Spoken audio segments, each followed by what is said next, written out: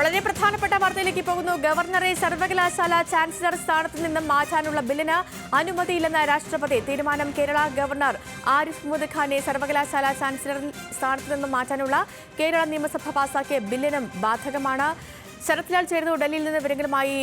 ശരത് ലാൽ, ഈ വളരെ നിർണായകമായ ഒരു തീരുമാനത്തിലേക്ക് എത്തിയിരിക്കുന്നു രാഷ്ട്രപതി ദ്രൗപദി മുർമു. പ്രത്യേകിച്ച് ഗവർണറെ ചാൻസലർ സ്ഥാനത്ത് നിന്ന് മാറ്റണം എന്നൊരാവശ്യം കേരള നിയമസഭ പാസാക്കിയ ഒരു പശ്ചാത്തലത്തിൽ ഇതിപ്പോ എന്ത് പരിഗണിച്ച സാഹചര്യത്തിലാണ് രാഷ്ട്രപതി ഈ ഒരു തീരുമാനം കൂടി എടുത്തത്?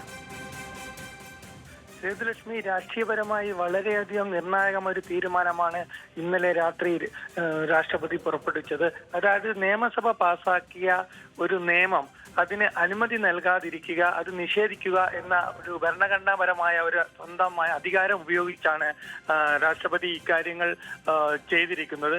ഏതായാലും കേരളത്തിന് പുറമെ തമിഴ്നാട്, പശ്ചിമ ബംഗാൾ എന്നീ സംസ്ഥാന നിയമസഭകളും ഇത്തരത്തിൽ നിയമം പാസാക്കി ഗവർണറെ ചാൻസലർ സ്ഥാനത്ത് നിന്ന് മാറ്റുന്നതിനുള്ള നിയമം പാസാക്കി രാഷ്ട്രപതിയുടെ പരിഗണനയ്ക്ക് അയച്ചിരുന്നു. എന്നാൽ ഇക്കാര്യത്തിൽ എല്ലാം മാർഗദർശകമാവുന്ന ഒരു രീതിയാണ് ഇപ്പോൾ രാഷ്ട്രപതി നൽകിയിരിക്കുന്നത്. പഞ്ചാബ് നിയമസഭ 2023 പാസാക്കിയ നിയമമാണ് ഇപ്പോൾ രാഷ്ട്രപതി റദ്ദാക്കിയിരിക്കുന്നത്. സേതുലക്ഷ്മി, ഇതുകൊണ്ട് തന്നെ കേരള നിയമസഭ പാസാക്കിയ നിയമം ആരിഫ് മുഹമ്മദ് ഖാനെ ചാൻസലർ സ്ഥാനത്ത് നിന്ന് മാറ്റുന്നതിന് വേണ്ടി പാസാക്കിയ നിയമം അതും രാഷ്ട്രപതിയുടെ പരിഗണനയിലാണ്.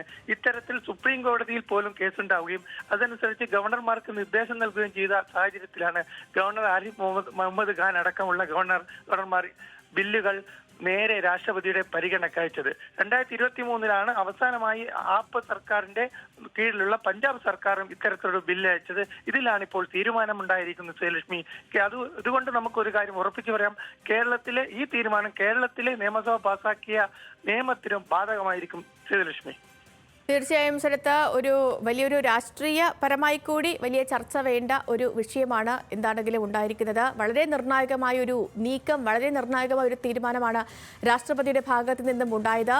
ഗവർണറെ സർവകലാശാല ചാൻസലർ സ്ഥാനത്തു നിന്ന് മാറ്റാനുള്ള ബില്ല് കേരള നിയമസഭ പാസാക്കിയിരുന്നു. ഈ ബില്ലിന് ഇപ്പോൾ അംഗീകാരം ഇല്ല എന്നാണ് രാഷ്ട്രപതി അറിയിച്ചിരിക്കുന്നത്. ഈ ബില്ല്